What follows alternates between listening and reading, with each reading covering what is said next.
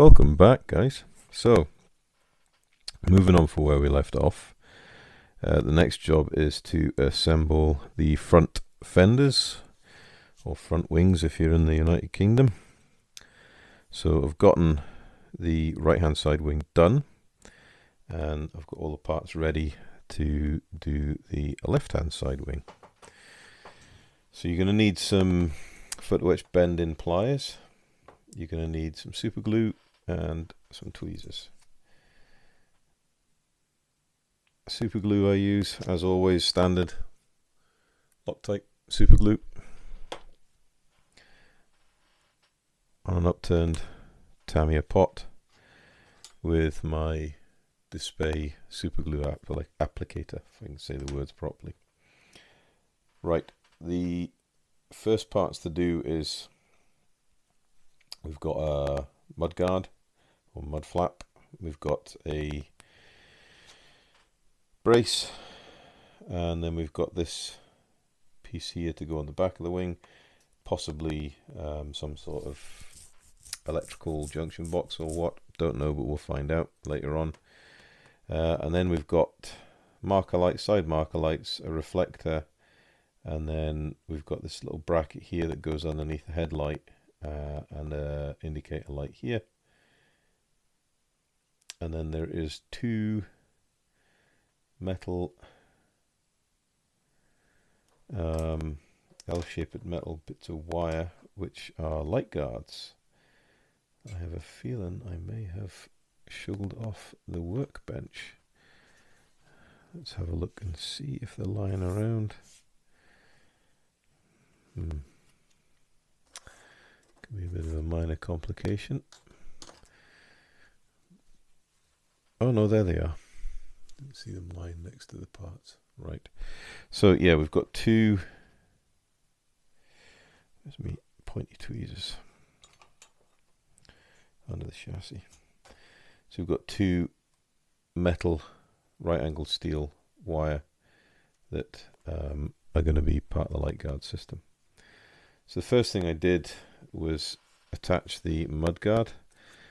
Now looking at the mud guard on the front surface, you can see, or you should be able to see, that it is detailed and the gluing surface is nicely matte in that it's been etched, and it should bond really nicely with the super glue. So just get the super glue on the applicator and then run it along the mud flap. Get an even coverage of glue, and then straight on to the back of the fender. You can see a little notch in the mud flap, just locks into the side of the fender there, and then it just glues. Make sure it's nice and level, and just glues straight in place. You can use a bit of accelerator if you want, but Loctite seems to glue pretty quick. A little bit of pressure, that's it bonded. And if you want to be belt and braces just to give it a bit of extra adherence, then just take your applicator and run it along the back in there, just to add a little bit extra bond. Right, we've got the bracket to put on, the support bracket. So it's one of two support brackets that the Fenders use. So if we look at the front of the model, then we've already put the bracket on first here. So that's the first of the brackets, and this one at the front of the fender fastens to the front of this assembly here. And it comes to be quite a strong bond. And what we can do, just for ease of a bit of speed, is we can actually just take the part, just dip it in a little bit of super glue, and then just fix it in place.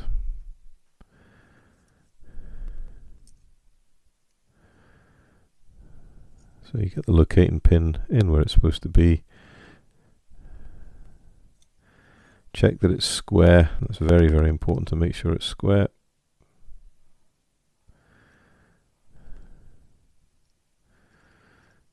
Probably using the wrong tweezers for this, to be honest with you.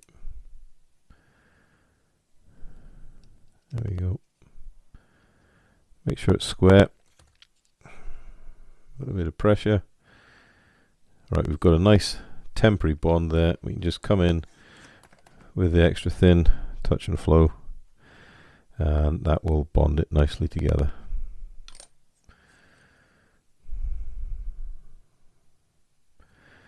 Again, just maneuvering it so it is square from where it's supposed to be.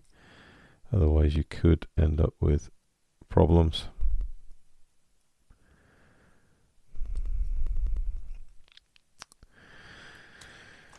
If I use the flat nose tweezers, it might be a bit better. Yeah.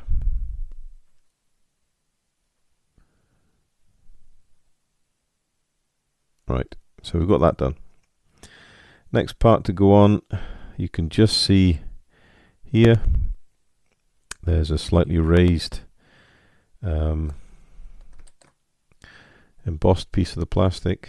So just a touch of glue, and looking at the part, there's two pieces and then one sticking out, and the one is to go at the outside. So just place it over where it's supposed to go. Make sure you're happy with its location. Press home with the extra thin and then let it be nicely bonded. There is a slightly embossed strip along here. It is supposed to be here, and it's to bond with this part of the photo etch here that we've already glued on. Right, front light. So I'm just going to move the super glue a bit closer. Try and keep it in frame for you. So you'll see the hole in the photo etch will marry up with the detent for the lighting unit. So a little bit of super glue on the back, place it over, make sure it's nice and square. Now whilst the super glue is still wet, get the light unit and fit it in, and it will bond the light unit as well. There is a keyway on the back that will marry up with the detent on the Fender. Some of these parts can be a little bit tricky to grip being round, so just line it up, set it down, and then manipulate it into place.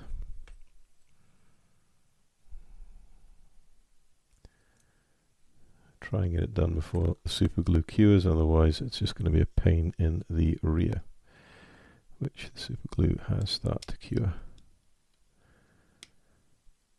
That is the one problem with photo etch parts,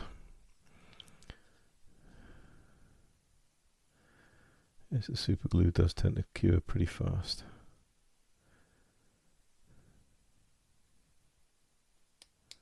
There we go.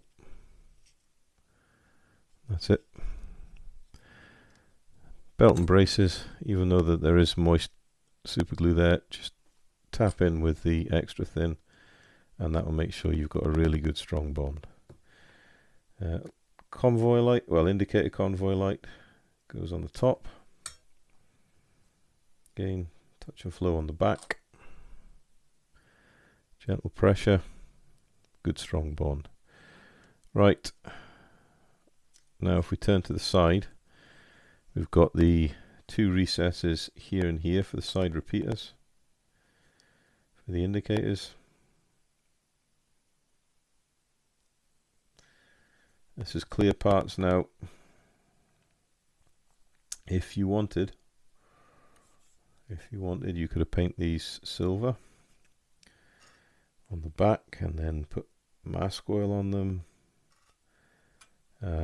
to cover over the clear plastic part, paint the sand, take the mask oil off, and then paint the orange amber paint to get the orange side repeater.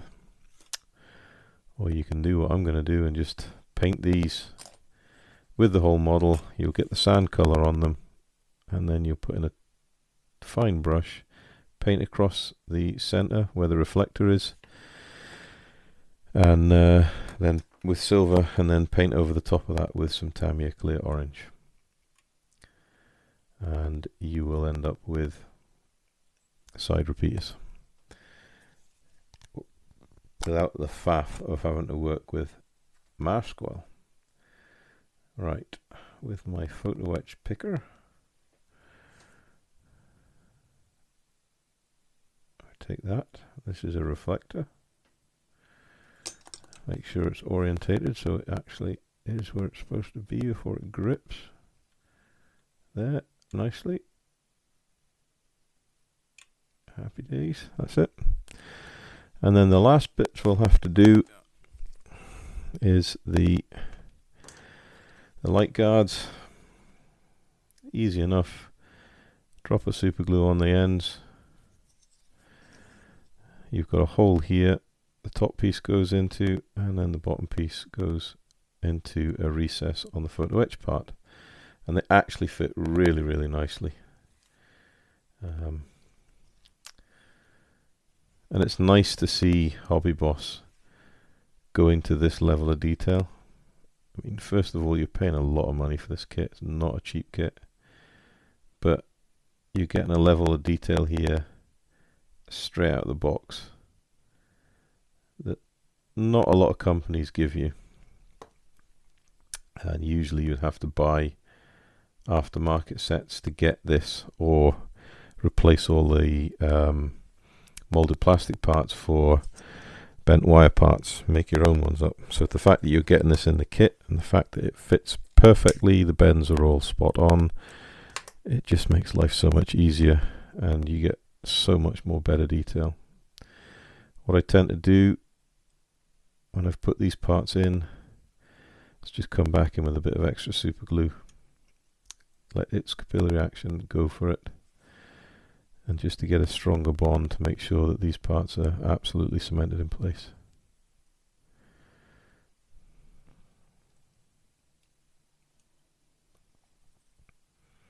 When they cure up, they'll be absolutely solid. Yeah, there you go. Sometimes it's a bit like extra thin with super glue. When you put super glue down, it reactivates the glue you've already used at the start. So you need to be careful, especially if you've got glue on the parts. You don't want them to start falling off and sticking to your bench. Although they're lucky when you're working with steel, then all you have to do is get a lighter. You can burn off the old glue and start again. What we can do is come in, if we want to get them to cure up a little quicker, I've got some activator and just a little squirt. That's all you need, and that'll flash the glue off really quickly. Gentle blow to dry it up, and that is now absolutely solid. And that is the Fender ready. So the next part of this is how do we get it on to the chassis. Well, dry fit to start with, so it's got to go underneath, over that one, and under, so sits on top of this but goes underneath this. Again, you've got a little detent there that locks into the fender, and that is actually not too bad. So the first thing I'm going to do is we're going to run some glue here. Just paint the whole top of that. Slide that in, slide it along, get it in its place. Bit of gentle pressure. Right, that's all. Now what we need to think about is looking straight across to see about lining up this fender parallel with the other side fender. And that's where this rear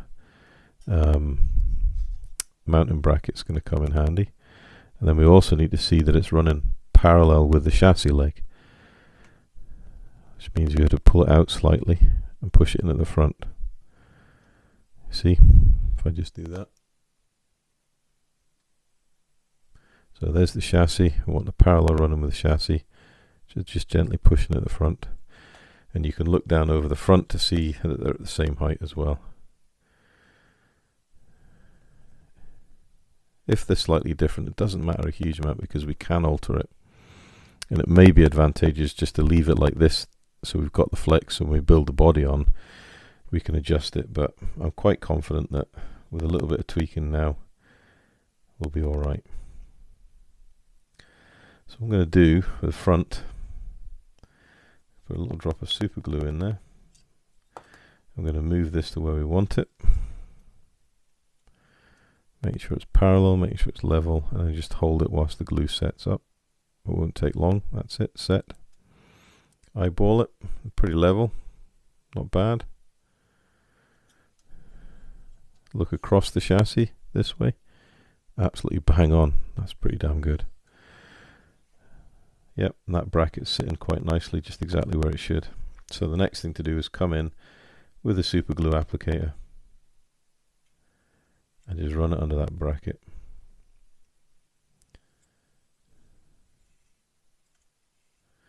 And it will just wick underneath it and set.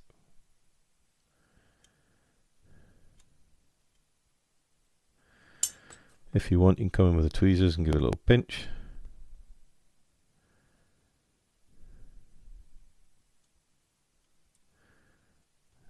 There you go, solid. I'm actually running a little low on super glue, so we'll just put a little drop more in there.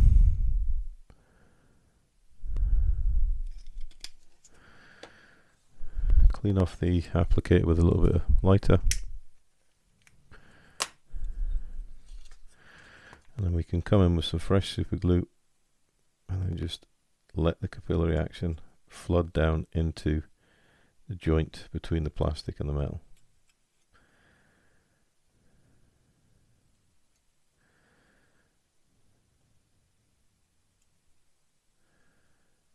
That should give us a good bond. Come back in with a little bit of accelerator. That's it. And that's the chassis done. Really solid now, really substantial. The only thing I need to do is just add the little marker lights to the back chassis there, which I will do just very shortly. But we're now on to part 16, which is the chassis cab, which is excellent. We're moving on fantastic. So what I'm going to do, as always, is I'm going to get all these parts laid out on the instructions, ready to go. We'll come back in and we'll start putting it together. So see you in a moment. Welcome back, guys. So I've got all these parts off. Quite exciting, to be honest with you. I'm going to do the right hand side of the instruction booklet first, and then we'll focus on the dash. So we've got this bottom part here, which is obviously the frame for the floor of the cab, and then we actually have the floor of the cab. Goes on there. We've got the transmission tunnel, and we've got the front firewall. I suppose it helps if you get it the right way orientated. So that piece goes on there. This piece goes in here, and then the front firewall goes on the front of the whole lot of it. So it shouldn't be too much of a problem. Now when I'm gluing, it's funny because there's no locating. Is there any locating? There's no real any locating points. Although it does seem to be. Okay, so there's the locating point there. So that's what's gripping into the center there. So I'm going to use some good old-fashioned Revell contactor because I want a really strong join here. So we'll apply some here in the first instance, just to get the flow out of the needle, if it's going to do that. Okay, possibly needle's blocked, so what you can do with that is exactly what you do with, oh no, here it is. You can just use the lighter to burn the end and it will burn out any blockages. Right, so there's a generous piece of glue there. This is where we need to be a little more precise. So I've got a bit of pressure in there, so we just want to run it around the edge. And you don't actually need to squeeze very hard at all. It will just naturally flow.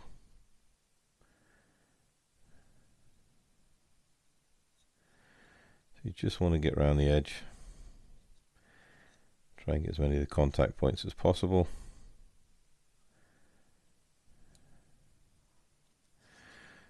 Are we happy? We'll then come back with the bottom piece and we'll lay it down.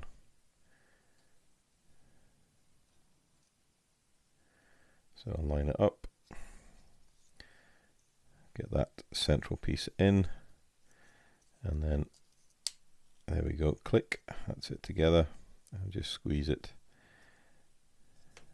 and just hold it while the glue bites. And Revell Contactor bites very, very quickly. It's a very good glue.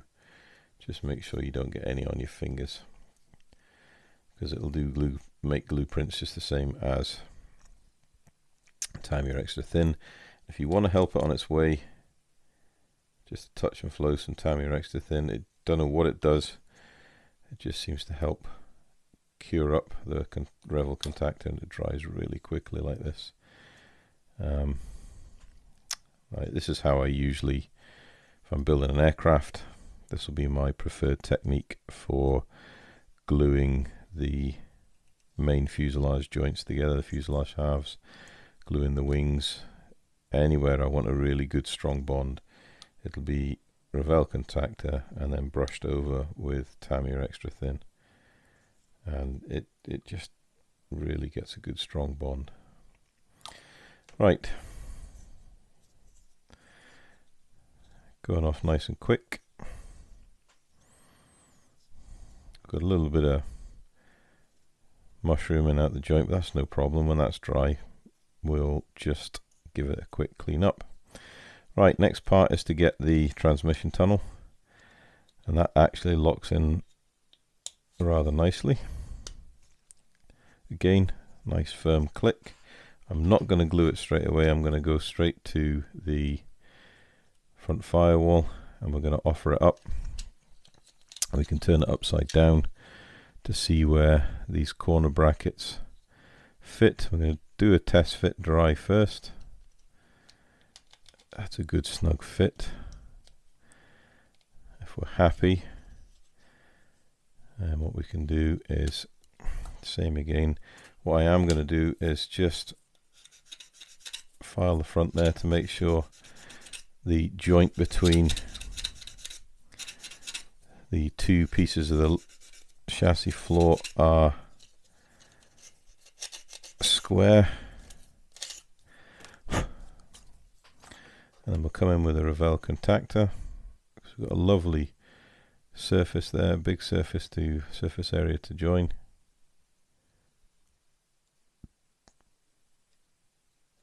So, same up and around the front there. And that will give us a very, very strong positive joint, which is what we want here on this piece. So locate the two corner pieces. Make sure they are properly in position, and then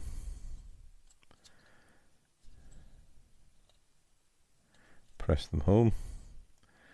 Now the big problem, as far as I can see it, with multi-part cab assemblies is the whole lining up business. So when you're building them in multi-part assemblies, then you've obviously got that opportunity for misalignment to be built in to the chassis cab unit. So we do need to be careful that we make sure we're kind of eyeballing it to see that it looks square. But what you can do is obviously set it down on a flat surface, press down to make sure it's all in and aligned properly. Right, that's that done. We'll set that aside and let it dry for a little while. We'll come back here to the dash panel, which I have to say is really rather nice. Now there is a small photo etch handle that I bent here. I've already glued in place purely because it's so small I didn't want to lose it. We've got a second grab handle here, so we just put a drop of glue in the fastening holes. And this is another feature of this kit, is the actual finesse, the round metal like pipe-like parts are. Really rather nice, very clean of flash and burring, and certainly something that I wouldn't consider replacing with a piece of bent copper wire. No need. These are absolutely adequate. They're really, if I can speak properly, they're really rather nice. So touch and flow with the Tamiya extra thin and a gentle push, just to make sure we help get that bond between the two plastic surfaces strong.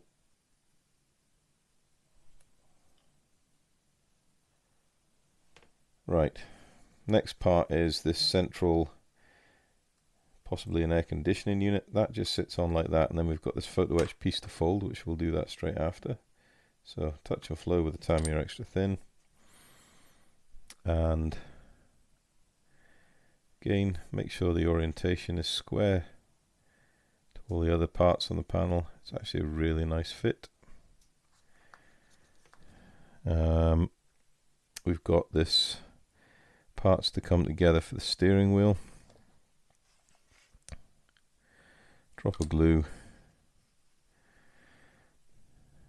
pop that down there,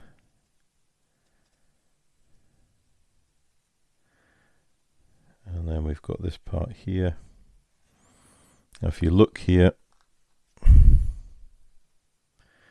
one side of this part is undetailed and the other side's got bolt details, so you want that undetailed part to go onto this part here.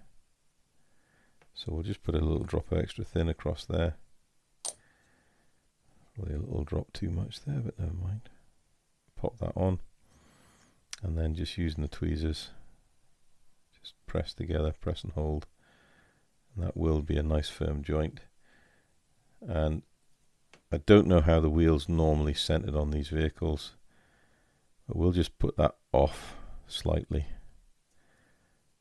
one way or the other. It doesn't matter which way, it just then shows that it'll correspond to the wheels being off to the right. So it'll indicate, you know, the driver has made a turn before he's parked up. Right, get that in there. Seems to have jumped out of post.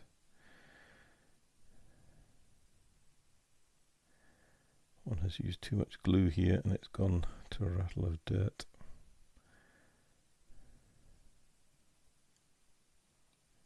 Yeah. Right. Just clean that up with a little bit of glue, soften off any rags, and that will be okay. Alright, let's turn that wheel face down, set that to one side. So now we need to fold this up, and this is where I'm using my Tamiya tweezers, or bending pliers, short nose bending pliers, or bending pliers mini as Tamiya call it. So I need to bend this side first. You'll notice there is two, if I can get the light to shine on it, there's two etched fold lines in this piece. So it's obviously thinner metal there, so it'll naturally encourage the metal to fold along the line. So you just line it up with the edge of the tweezers or pliers. You want a right angle joint on the first one, and then we'll turn it around like so, line it up again, and then we want to put a right angle joint in there.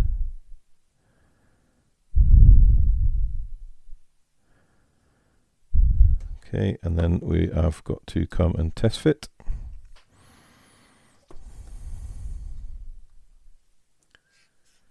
So that piece just sits over the top there, and that's a beautiful fit. Yep, happy days. So we'll come in here with our super glue applicator, and what we want to do is just put a dot in the middle here, generous dot in the middle, and then a generous dot around the edges. What we can also do is just put a dot along the bottom there, just dip that in, and that will give you a bond on all sides, and then drop it in place, maneuver, make sure you're happy with the location. Super glue is biting pretty quick. There we go, that is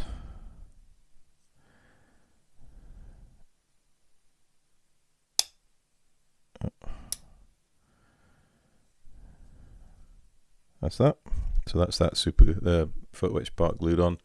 Don't worry about the scratches, they'll go when we come to paint. Right, so just set the chassis off to one side. These parts here. Let's see what the next step is. We're on to part 17, so we're actually making some really good progress.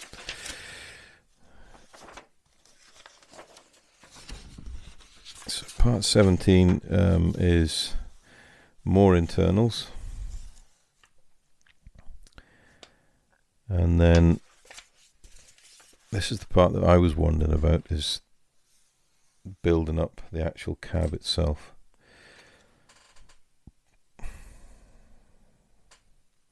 So what I'm inclined to do is maybe get the sides and the back and test fit to see how our angles are, just whilst the glue is still going to be tacky, and then we've got time to make any adjustments. We're going to have to cut these parts out anyway, so we may as well do it now.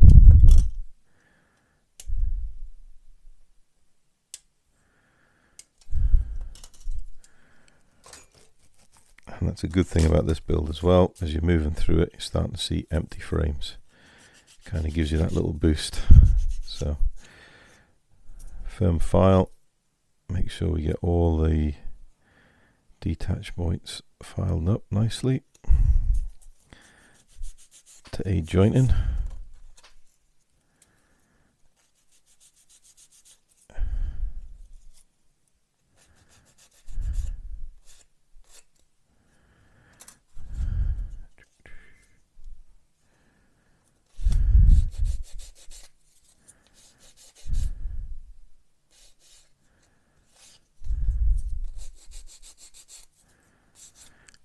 Right, so this being the rear of the cab, you can see here there's a nice frame line that sits on, and that sits beautifully there. That's going to paint up beautifully. We're going to get some good detail in there. And then this piece comes in here. Same idea with the bracing of the side panels, then the bottom of those braces lock in, and that's a really good fit with the front panel. Not bad at all. Don't think we're going to have to do any filling there once we get it glued. Do need to do here is just give it a light sand just here where the glue has squeezed out of the joint.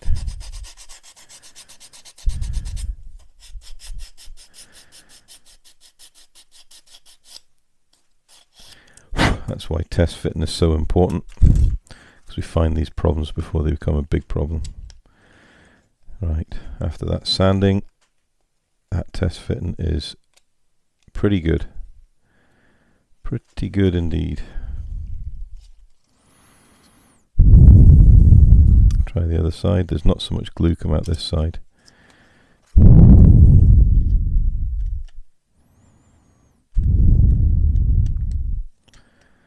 Again, that test fit to the front is pretty good.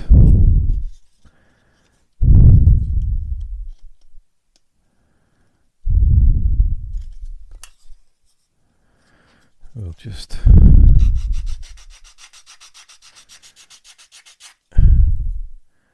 give that a quick rub.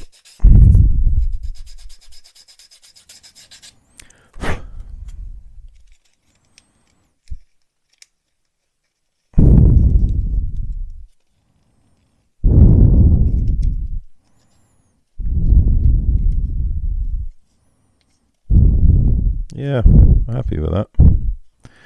So what we've got to think now is we've got the seats to put in. Do we want to glue this together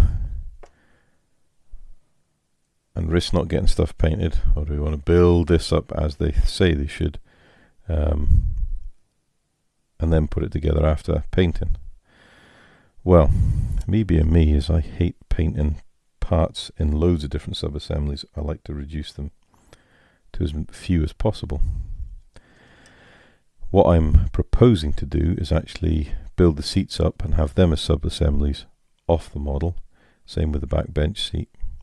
And then we're going to build this cab, and then we'll be able to paint it all in one piece, dry brush it, weather it, detail it, and then bring all the detail parts and stick them in, because we'll be able to paint and detail them off the cab.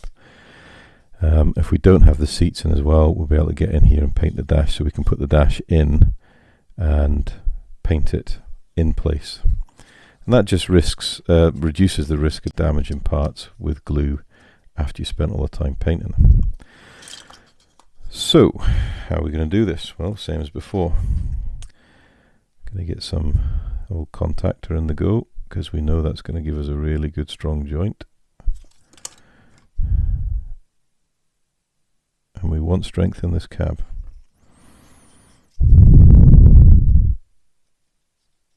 So I lay the part down on the glue, press and hold. Check the inside to see that it's seated properly. And then we'll come in with extra thin along the bottom of the joint and along the front.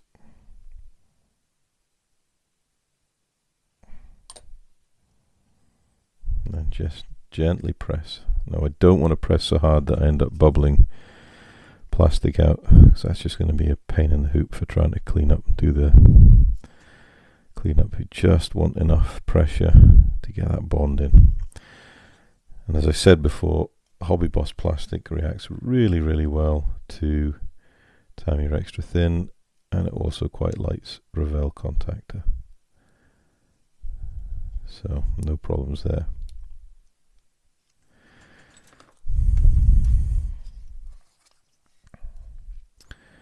Second side panel, offer it up, make sure it's seated properly. You want to look across and see that it's all level, parallel.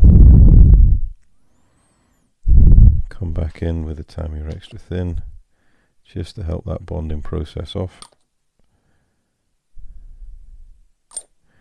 Gentle pressure.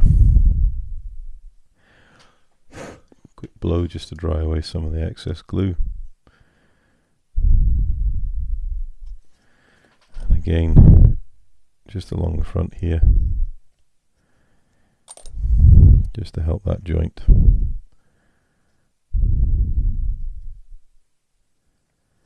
Looking nice. Right, we'll have a test fit of the rear portion of the cab.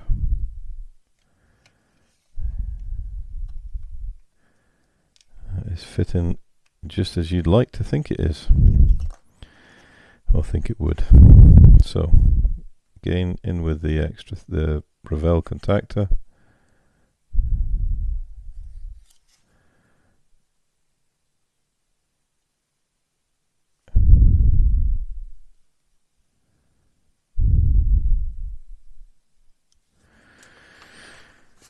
Don't ever intend this model coming apart in a hurry. Seat it to the floor of the cab, and then press it into the sides and pinch the sides together. Love the detail on this. This bolt construction detail, I think they'll be called huck rivets, if I remember rightly. I'm not claiming to be an expert in American truck construction, but I have watched Twin Sticks on YouTube. Fantastic YouTuber if you're into classic American trucks. Mr. Twin Sticks is restoring a classic Peterbilt. He has restored a movie correct Kenworth for Smokey and the Bandit. And he's also got another, I think it's a Kenworth, it might be a Peterbilt for Pork Chop Express, I think that was the other film he's into. So if you're anyways interested in American heavy iron, go and have a look at Twin Sticks Garage. Great YouTube channel. Highly recommended. And as he always says, if you bought it, a trucker brought it. And how does that not just apply for logistics in the military? God, I am waffling now. Right. Next thing to think of is the windscreen panel.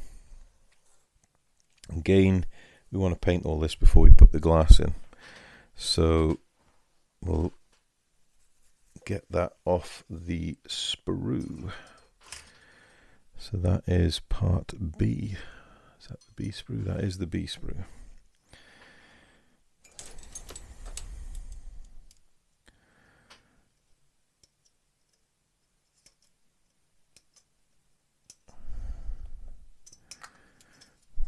The other method to my madness in doing this first as well is to get it on the chassis to see how it all fits together. See if our diligence in construction of the chassis pays off with getting a really good fitting cab.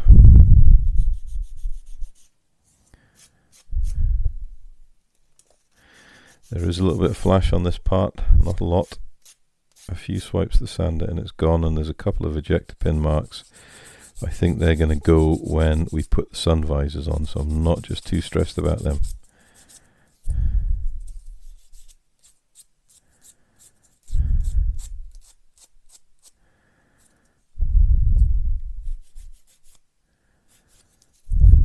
Right, let's see how the windscreen fits up. Bit of flash there.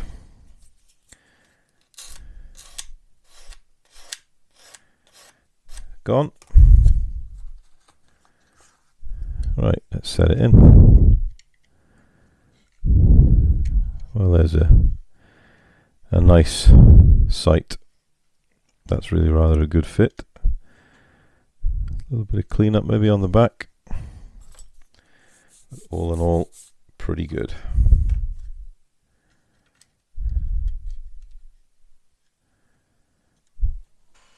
Now,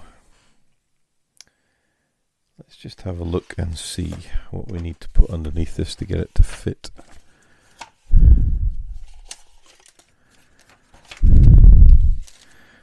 Lots of details. There's exhaust going on. There's more framing to go underneath by the looks of it. Ah, there we go. That's the parts I'm looking for.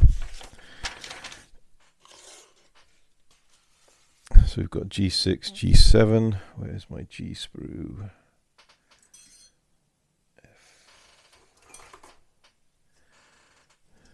What's that? C, is that a G? D? G. So, where are we? Because we'll try to get these pieces on, we'll test fit it to the chassis, and we'll probably call it a night at that. And we'll come back in the morning. So that's G6. That's G7. We'll come back in the morning once we've had a bit of sleep, and we'll look at getting all the interior built up. But I am very, very curious to see how this fits to the chassis. Hence my excitement to cut these parts off. Alright, we'll just clean off the sprue connection point. So that is G14. That goes on the back. It's quite a good fit as well. Extra thin, touch and flow. So that's the rear cab mount. And we'll just check that it's nice and square with the back of the cab. It is. Right, this is G6.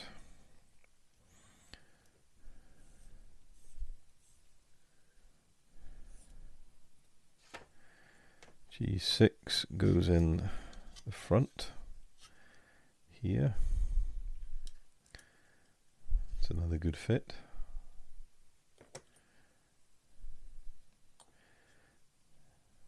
Oops. If you get a dribble of Tamiya extra thin like that. Don't touch it. Just leave it. And just give it a blow and let it set itself up. If you try and wipe it away, you just end up fingerprints and smearing the plastic and making a hell of a mess. And even though this is going to be covered by a bonnet, it's just good practice not to try and rub away.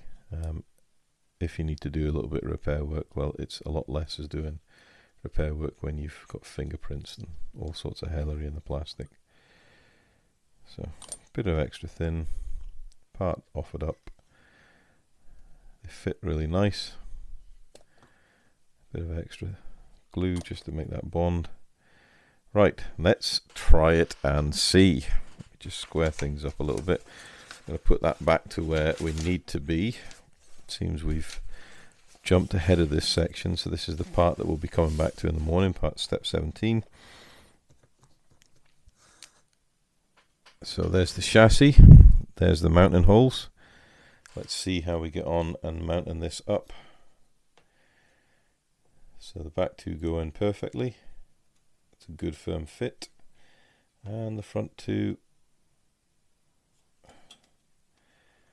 are not as compliant, slightly off for some reason, don't know why. But that's no problem because the glue in itself is nice and soft, so now's the time to do the adjustments you need to get that fit. So sometimes it pays not to build in sequence.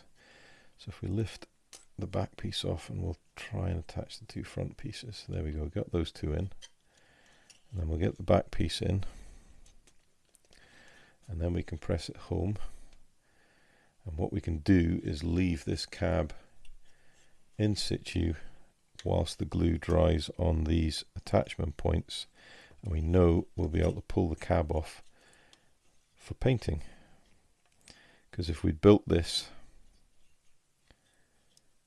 all together and hadn't tried to fit these parts, all that will happen is when we come to put it together, these parts wouldn't fit and we get very, very frustrated.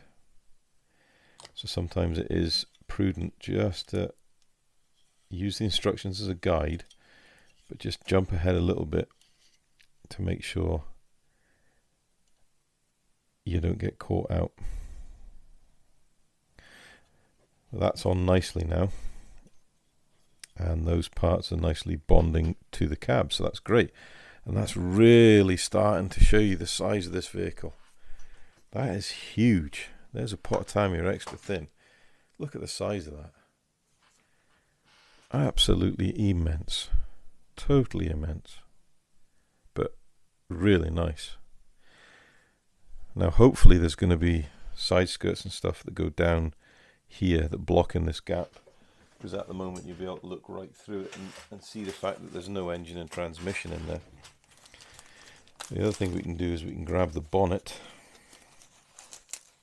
or the hood for my American cousins. Got a couple of sprue attachment points here to clean off.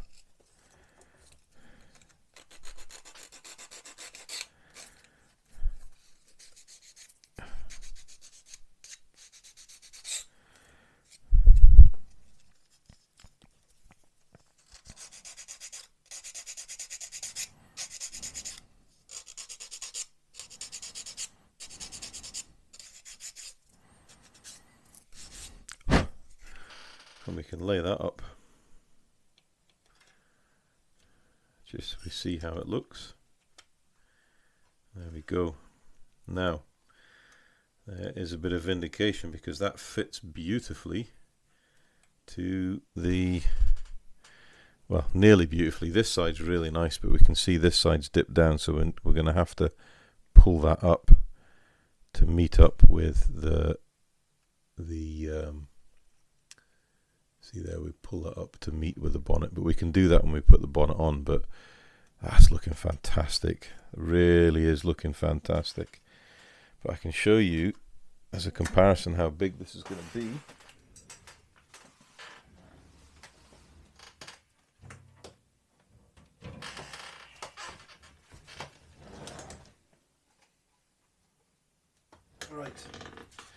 Sorry for that. Here's an M60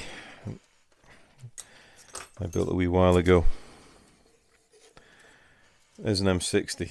That thing's bigger, longer than a main battle tank. If I zoom out a little, you get a bit more perspective on it. It's absolutely massive.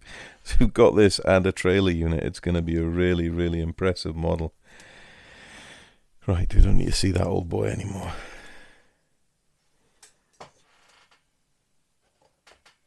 That M60 was to go on the back of an M911, which was the predecessor to this. I might show you guys that if you're interested in it. I have it built, but it needs painting, so I may even paint it at the same time as this. But anyway, there we go. So we're now at the point there. We've got the basic construction shell of the cab. The whole chassis is complete. Got the wings on, a little bit of fettling on this right hand wing, but nothing too deadly. And the next steps are going to be looking at getting the interior made up. So we'll make all the seats up, but leave them detached, so there'll be sub-assemblies we can paint off the vehicle and put into the vehicle. The dash will get fixed in. We've got the steering wheel ready to go. The windscreen will get fixed in. And it's coming on really, really nicely. I'm actually really impressed how this kit's building up. So that's probably enough for this episode.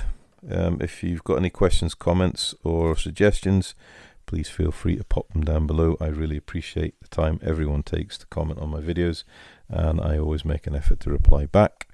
And if you like what you see, please consider subscribing just to help the channel grow on YouTube, because it's very much appreciated on my part. So, till next time, guys, happy modeling and stay safe.